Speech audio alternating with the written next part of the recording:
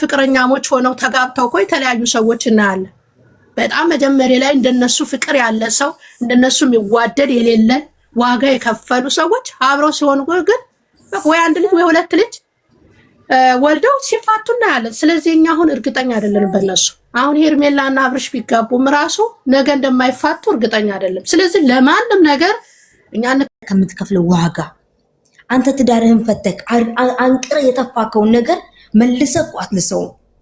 የሸናከውን ነገር መልሰህ አታስገባም ወደ ሆድ አይደለም። ስለዛ ይሄ ልጅ አንቅሮ ተፍቷት ድጋሚ ወደ ህይወቱ የራሱ ደስተኛ ህይወት ኖሮ እየተደሰተ እየተዝናና ፍቅርን እያጣጣመ ከዚች ልጅ ጋር ሌላ ነገር ውስጥ ገብተው ዛሬ ሚስት መታ ኖ እኔ ወድሃለሁ እኔ አፈቅርሃለሁ ብላ ብትመጣ ምን አይነት ስሜት ይሰማሃል? ትክክል ናት ብለህ ታምናለህ? በዚህ ነገር ላይ እሷ ትክክል ናት። እቺኛዋ ሚስቴ የልጄ እናት ናት፣ ትክክል ናት። 10 አይደለም አንድ ልጅ ለምን 100 ልጅ አትወልድልኝም?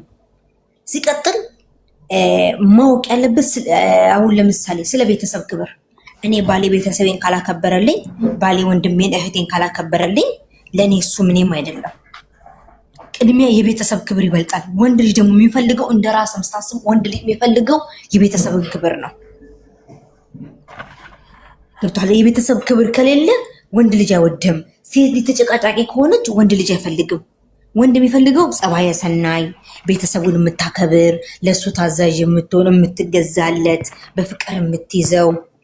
ገባህ አይደለ? እቺ ልጅ ደግሞ በፍቅር ትይዘዋለች፣ ለቤተሰቡ ክብር አላት፣ በጣም ትወደዋለች። ሁልጊዜም ሰርፕራይዝ እያደረገችው በዚህ መንገድ ይሄን ብናረግ ይሄን መንገድ ይሄን የምናደርግ እያለች የምታስተረዳው ብዙ ነገር የምታስተምረን የምትችል በጣም የሚገርም ወንድሟ መጥቶ ኖ ይሄ ነገር እህቴ ተይ እንዲ ብሎ ሲል እንኳን እህቱ ወንድሟ ይቅርታ ወንድሜ ለኔ ነው እንደዚህ ሆንኩ። ይሄ ማለት እኛ ከሷ ተምረናል ስለ ቤተሰብ ክብር፣ ስለ ቤተሰብ ፍቅር። አመጣጧ ትክክል አልነበረም። አመጣጧ እንደዚህ ነው፣ አመጣጧ እንደዚህ ነው። ስለ አመጣጧ በደንብ እያየን ነው። አመጣጧ ያኔ የወጡበት ጊዜ ነው። ያኔ እሷ ትዳሯን አፈግጣ ወጣ እንደዚህ ያ ሁሉ በተፈጠረበት ጊዜ ነው እቺ ልጅ መታ ቀና ያደረገችው። አንገትን እንዳደፋ ቀና በል አለውልህ፣ እኔ እንደዚህ ነኝ፣ ለአንተ እንደዚህ ይሆናል፣ ወንድ ልጅ ክብር ማግኘት አለበት፣ ተይ እባክሽ ብላ ለምናታለች። ሴት ልጅ ናት፣ ፍቅር ያዛት። የዋ የሆነ ሰው ደግሞ አንተ እኔ አሁን ከሚስት ጋር ላስታርቅ መጥቼ እባክህ ብዬ እሷም እምቢ ካለች አንተም እምቢ አሻፈረኝ ካል እኔ በጣም ካንተ ጋር ቅርበት ውሏችን አንድ ከሆነ እኔ ፍቅር ይዘኛል። ሲሆን ሰው ነኛ፣ ስጋ ለባሽ ነኝ። ገባህ አይደለ? በዚህች ልጅ ምንም አንደኛ የምትከሰስበት ነገር የለም። ሁለተኛ ስነ ምግባር አላት፣ ጸባየ ሰናይ ናት። እኔ ከሷ የተማርኩት ምን ተማርሽ ደግሞ ለምትል እኛውን ከሷ የተማርነው የሰው ክብር ላላት፣ የቤተሰብ ክብር አላት። እጅግ በጣም ጨዋ ልጅ ናት። አመላለስን የምታውቅ ስነ ምግባር ያላት ናት። ከዚህ ነው የምንማረው።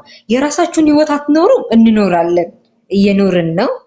እግዚአብሔር የተመሰገነ ይሁን። በቻልነው አቅም ስልካችንን ቻርጃችን ላይ አግተን ኤርፎናችንን አርገተን እያወራን እየተመላለስን እኛ ፈን የምናደርገው በነገራችን ላይ ብንማርም በነሱ ላይ ፈን የምናደርገው። እሺ እኔ ጥያቄ አለኝ፣ ይቅርታ አድርጉልኝና ጥያቄ አለ ለሁላችንም ማለት ነው። እኔ የማንም ደጋፊ አይደለሁም፣ የማንም አይደለም፣ ግን ለእውነት ነው። እኔ ጀስት ማንም ጋር አይደለሁም፣ ግን እየሰማው ነው ለሁሉም ጋር።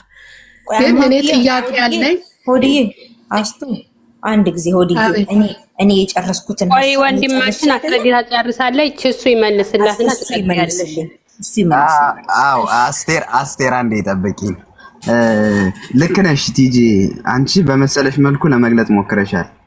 ግን እኔ እያልኩ ያለ አሁንም ቢሆን ግለሰብ ላይ በጭራሽ አይወራም።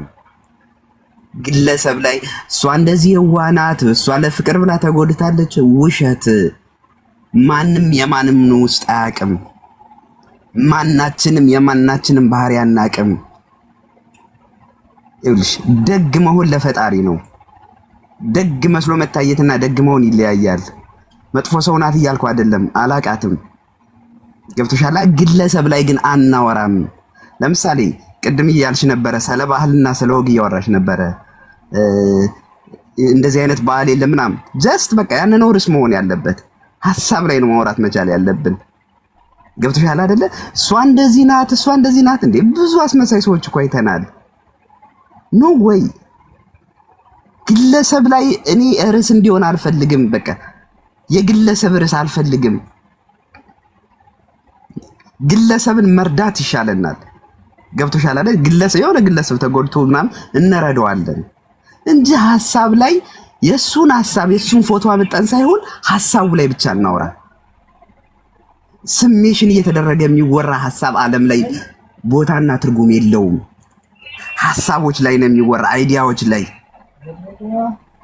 የሆነ ነገር ቢሆን እንደዚህ አንተ አልተረዳህም። ወንድ ልጅ በደል ነው የምትለው ወይስ ምንድነው? እኛ አንተ የምትለው እኔ አንተ ምንም አልገባኝም። ህብረተሰብ ምናምን ትላለህ። አሁን እኮ አንድ ወንድ ልጅ ተጎዳ፣ በእነዚህ ልጆች በቃ ልጁ ወደ ሌላ ገባ እና እቺ ደግሞ በፍቅር አሸነፈኝ ነው እንጂ ሌላ ውስጥ እንድገባ አይደለም። ይሄንን አብራርተህ መልስ። ወንድ ልጅ ጎዳ ነው ሴት ልጅ ጎዳ ነው የምትለው? በቃ በዚህ ሐሳብ ሄድበት። ስለ ህብረተሰብኛም በጣም ጥሩ። ስለ ጉዳት የሚወራ ከሆነ ደግሞ ሐሳቡ ላይ ይወራ፣ እምነት ላይ ይወራ። ለምሳሌ አሁን አንድ ፈራ እግዚአብሔር ያለው ወንድና ፈራ እግዚአብሔር ያላት ሴት ምን ማድረግ አለባቸው? ወደ እምነት። በነገራችን ላይ የህይወታችን ሪፈረንስ ሁሉ ደግ ሰው እንድንሆን የተጻፈው ወሬ ላይ ሳይሆን መጽሐፍ ቅዱስ ላይ ነው። ምን አይነት መልክና ምን አይነት ነገር መያዝ እንዳለብን አለ በየእምነታችን። ሰው ያለ እምነት ስንስት ነው። በኋላ ከዛ እምነት ስንወጣ ምን እንላለን መሰለሽ? ግለሰብን ማምለክ እንጀምራለን። እሱ እኮ እንደዚህ ስማርት ሰው ነው እንደዚህ። ኖ ወይ አይደለም። ሂዝ አክትረስ። ገብቶሻል አይደል? እኔ ልጁን አሁንም ልጁ ላይ አይደለም ሐሳቡ እያወራው አይደለም። እሱ እንደዚህ ነው ወይም እሷ እንደዚህ ናት አይደለም። በቃ የምናወራ ለምሳሌ አሁን ባህልና ወግ ላይ ከሆነ ስለ ኢትዮጵያ ባህልና ወግ ርዕስ ተደርጎ ይወራ። እኔ አንድ ሰው ከተረዳኝ ደስ ይለኛል። በቃ ሳምበዲ ርዕስ ይሆናል። ሐሳብ ይቅርታና ምንም ሊገባኝም አልቻለ ወንድም አለም። እኔ እሺ ይቅርታ እንግዲህ ስለበጠበጥኳችሁ። ሌሎች ገብቷቸው እንደው አላውቅም። ሌሎች ገብቷቸው እንደው አላውቅም። እኛ ወንድማችን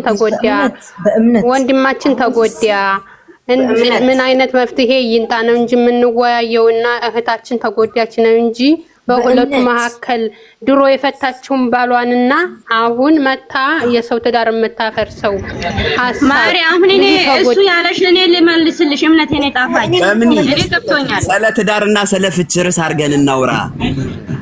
የሆነን ሰው አምጠና እናውራ ነው። እኛ ምን አገባን? መቻ መጣን? እኛ እኮ እነዚህ ሁለቱ የፈታት በቃ ተፋቱ ባልና ሚስቶች።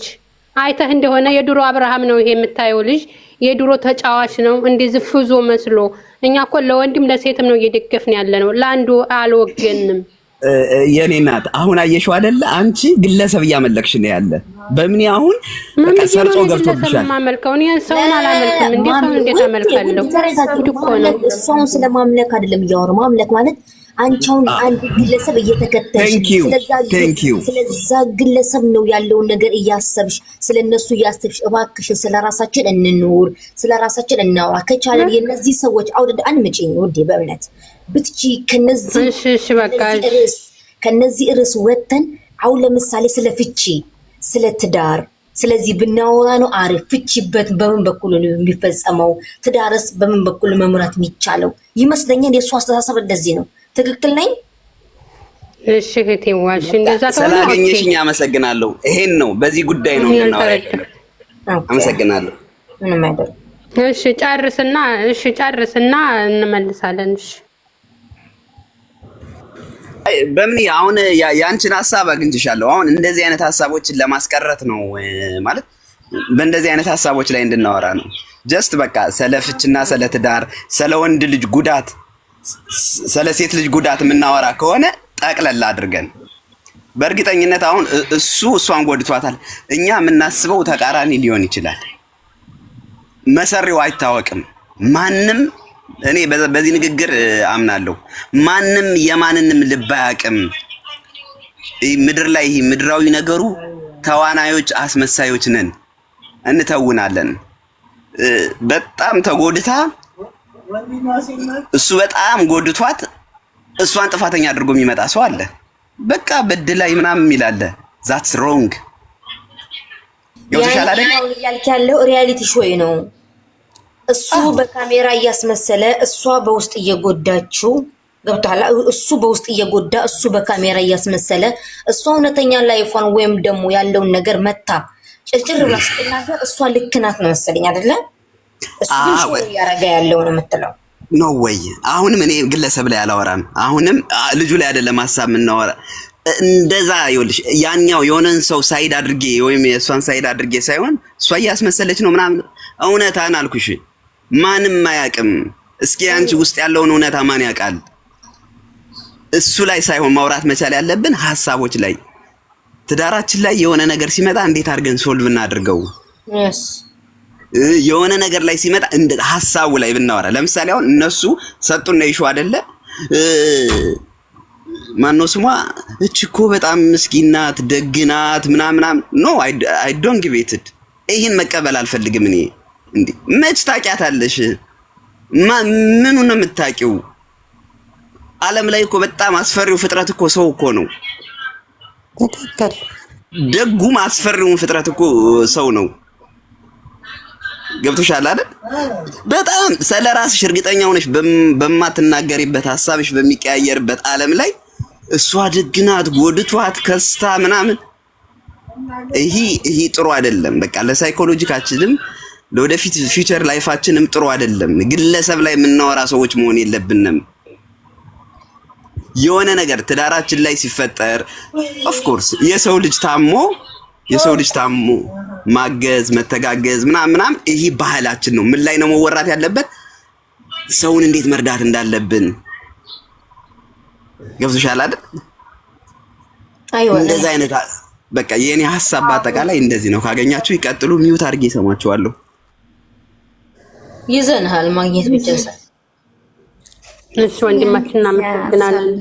ላ በእምነት እንደዚህ መበይ አስቴር ቀጤ አስቴር አንቺ አውሪ። እሷ እንድታወራ ፈለኩኝ። አውሪ አስቴር። እሺ ጌታ ይባርካቸው። ሆነት ወንድማችንም ሁላችሁም የምትሉት ሀሳብ በጣም ጥሩ ነው። ሰው በሰውነቱ መርዳት መልካም ነው እና እኔ ሁሌ ስከታተል ማለት ሰው እኮ ባህሪውንም ሆነ ሁሉንም ሆነ አብረን ስንኖር ነው አይደል የምናውቀው። እንደው መጽሐፍ ቅዱስ ላይ እኮ ሰውን በመፍጠሬ እኮ ተጸጽቻለሁ ያለበት ነው እግዚአብሔር ራሱ። የሚገርማችሁ ነገር የሰው ባህሪ ምንም አታገኙትም። ስፔሻሊ እኛ ሴቶች ማለት ነው ባህሪያችን በየሰኮንዱ በየደቂቃው በየቀናቱ ነው የሚቀያየረው። ለምን ሆርማችን ራሱ የሚያመጣብን ነገር አለ። የሴቶች አሁን በየወሩ የሚመጣብን ነገር ላይ ሆርማችን ይቀያየራል፣ ባህሪያችን ይቀያየራል እና በዛን ሰዓት የምናወራው የምንናገረውንም አናውቅም አይደል? እና ስለዚህ አሁን እኛ እነሱ አሁን የሚሰሩት ስራ እርግጥ ቢዝነስ ይሁን እውነተኛ ይሁን ውሸት ይሁን የምናውቀው ጉዳይ የለም በአይናችን እስካላየን ድረስ ጀስት የተመለከቱን ላይ ነው እያወራን ያለ ነው አይደለም? ስለዚህ እኛ ግን አሁን እነሱ አንዳንዴ የውሸት ይመስላል፣ አንዳንዴ ሪሊ ይመስላል።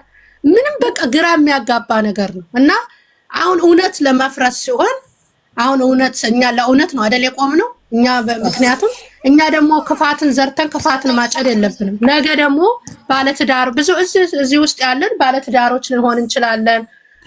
ደግሞ ወደፊት የምናገባ እንሆናለን። እኔ ባለትዳር ነኝ፣ 4 ልጆች እናት ነኝ። አሁን አራስ ነኝ ራሱ። እኔም ባለትዳር ነኝ። እንደዚህ ፎቶ ስታዩጻን እኔ ባለትዳር ነኝ። የልጅ እናት አይ ነገሩን ልነግራችሁ ነው። ግን አራስ ስትሆኑና ኖርማል ስትሆኑ እርጉዝ ስትሆኑ ኖርማል ስትሆኑ አንድ አይደለም። እንግዲህ ወልዳችሁ ካያችሁ በጣም ከባድ ነው። ከእርግዝና ጀምራችሁ ማለት ነው። በጣም የሆርሞን መቀያየር አለ። እኔ እንደው ሳረግዝ ማለት ነው ባለቤቴን አልፈልግም፣ ሄድልኝ ትሸታለህ እንደዚህ ነው አለዋለሁ። እውነት ለመናገር ማለት ነው በጣም ከባድ ቻሌንጅ ነው እርግዝና ላይ እና ይሆን ትዳራቸው በዛ መካከል ላይ መሰለኝ ይሄ ነገር ግጭት የተፈጠረው እርጉዝ በሆነችበት ጊዜ። ግን እኔ ማንም አይደለሁም። ያንን ግን እንደ ባል መረዳት ነበረበት፣ አልተረዳም። በመካከላቸው 3ኛ ሰው አስገቡ። ያ ሰው ደግሞ እንግዲህ ሁለቱም ያው ልጅ ስለሆኑ ይሁን ምን አለማወቅ ይሁን ምን ይሁን ብቻ የምናውቀው ጉዳይ የለም እስከ መፋታት ደረሱ። ግን አሁን ላይ ደግሞ ብቻ ይደብራል። እኔ ድራማ ይሁን ሪሊ ይሁን እኛ ሄደን አናውቅ። ሄደን ስላላየን እኛ ስለ እውነት ነው የምንፈርደው። ስለዚህ ግን አንዴ በተለያየ ነገር ማውራት ጥሩ አይደለም። ነገኛ ለኛ የዘራኑ ስለሆነ የምናጭደው ሰው በቆሎ ዘርቶ ጤፍን አያጭድም አይደለ? የሚያጭደው ጤፍን ነው። ስለዚህ እኛ ዛሬ ለራሳችን ህይወት ማውራት አለብን እንጂ ስለነሱ መተው ነው። በቃ መተው ነው። ሪሊ ይሁን ሪሊ አይሁን አናውቅም። አሁን ሄርሜላ ጥሩ ናት ስንል አሁን ካሱ ጋር ስትኖር ነው ጥሩነቷ የሚገረጠው። አሁን ፍቅር ላይ ስንሆን እኮ ለፍቅር እኮ ሰው መስዋዕትን ይሰዋል እኮ ይሞታል እኮ። አንዳንድ ሰው እኮ ለፍቅር ብሎ እኮ ራሱን የሚያጠፋል። ፍቅርና አብረን ስንኖር የተለያየ ነው። እውነቴንም እኔ ገብቼ ስላየሁበት ነው። ለምን በመጀመሪያ ፍቅር ላይ ስላለው ምንም ቢሉኝ ምንም መሆን ይችላል። ግን ስንኖርበት ከባድ ነው። እንዴ እግርና እግር እኮ ይጋጫል። እግርና እግር ይጋጫል። አብረን ስንኖር ብዙ ነገር አለ። ብዙ ነገሮች የማናቃቸው ባህሪዎች አሉ። ባህሪያችን የሚገለጠው አብረን ስንኖር ነው። ስለዚህ አሁን እሷ ወንድ ልጅ እንደዚህ ናት መልካም ናት ብለን ልናወራ አንችልም። ያችም እንደዛው እሱም እንደዛው አብረው ሲኖሩ ነው የነሱን ፍቅር። እንዴ ብዙዎች እኮ ባለ ፍቅረኛሞች ሆነው ተጋብተው እኮ የተለያዩ ሰዎች እናያለን። በጣም መጀመሪያ ላይ እንደነሱ ፍቅር ያለ ሰው እንደነሱ የሚዋደድ የሌለ ዋጋ የከፈሉ ሰዎች አብረው ሲሆኑ ግን ወይ አንድ ልጅ ወይ ሁለት ልጅ ወልደው ሲፋቱ እናያለን። ስለዚህ እኛ አሁን እርግጠኛ አይደለንም በእነሱ። አሁን ሄርሜላና አብርሽ ቢጋቡም ራሱ ነገ እንደማይፋቱ እርግጠኛ አይደለም። ስለዚህ ለማንም ነገር እኛ እንከራከርም። ይኸውላችሁ እኔ እህቶቼ አረብ ሀገር ስንት ዓመት ኖር ያለው ብትሉ ኮይታ ሀገር 6 ዓመት